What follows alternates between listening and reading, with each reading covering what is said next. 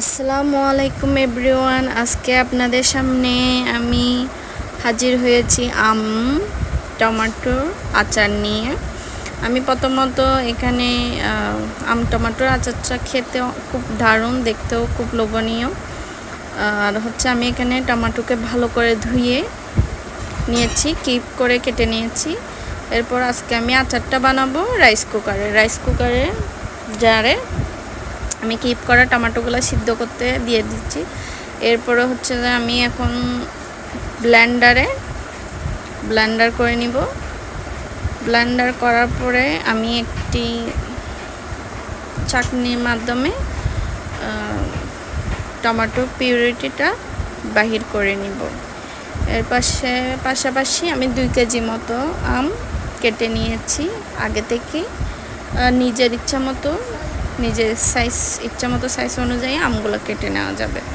এখন আমি টমেটো পিউরিটা বের করে নিচ্ছি। আর হচ্ছে আমি রাইস কুকারে একটু ঘন হতে জাল দিচ্ছি, ফুটে আসছে। এখন আমি দিয়ে দিব মশলাগুলা। এখানে তেজপাতা, এলাচ, লবঙ্গ, রসুন কুচি, আর 1 চামচ হলুদ, 1 চামচ মরিচের গুঁড়া আর ধনিয়া গুঁড়া, আর দিয়ে দিচ্ছি 1 কাপ মতো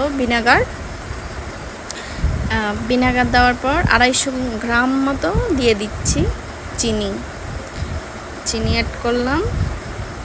এরপর আমি দিয়ে দিব মশলাটা, রসুন, তেজপাতা, এলাচ, লবঙ্গ, হলুদ, মরিচের গুঁড়া, মশলা গুঁড়া, আর কিপ করে রাখা কাঁচা আমের টুকরাগুলো দিয়ে দিব। দিয়ে একটু নেড়ে চেড়ে দিব ভালো করে। নেড়ে চেড়ে দিয়ে আমি সিদ্ধ হতে দিব কিছুক্ষণ, যাতে সব কিছু ভালো করে মিশে আর ঘন হয়ে এখন পাতলা। এটা আমি অনেকক্ষণ জাল নিয়ে নিব। একটু হালকা ঘন হয়ে আসছে। এখন আমি এখানে আরেকটু মশলা অ্যাড করব। আমি আগে থেকে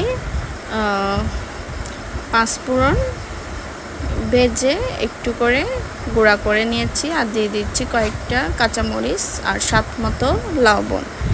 এগুলা দিয়ে আমি আবার একটু নেড়ে চেড়ে দিব। নেড়ে চেড়ে দেওয়ার পর ঢাকনা দিয়ে গুঁড়ে দিব। এরপর আমার আচারের ফাইনাল লুকটা আসবে। আর হচ্ছে আপনাদের ঘরে থাকা অল্প উপকরণ দিয়ে এই আচারটি বানিয়ে নিতে পারবেন। যে কেউ পছন্দ করবে, খেতে খুব দারুণ সুস্বাদু।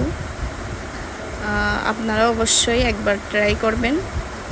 আর খেতে কেমন হয়েছে অবশ্যই কমেন্ট করে জানাবেন। আর যদি আমার ভিডিওটা আপনাদের ভালো লাগে, অবশ্যই একটি লাইক, কমেন্ট, শেয়ার আর সাবস্ক্রাইব করতে অবশ্যই ভুলবেন না। পাশে থাকা বেল আইকনটি প্রেস করে দিবেন, যাতে পরবর্তী ভিডিও আপনাদের কাছে পৌঁছে যায়। আর আমার আচার কেমন হলো অবশ্যই কমেন্ট করে জানাবেন।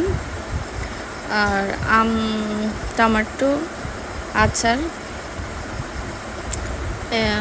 অবশ্যই মজা। আপনারা অবশ্যই বানিয়ে খাবেন আর কমেন্ট করে অবশ্যই জানাবেন।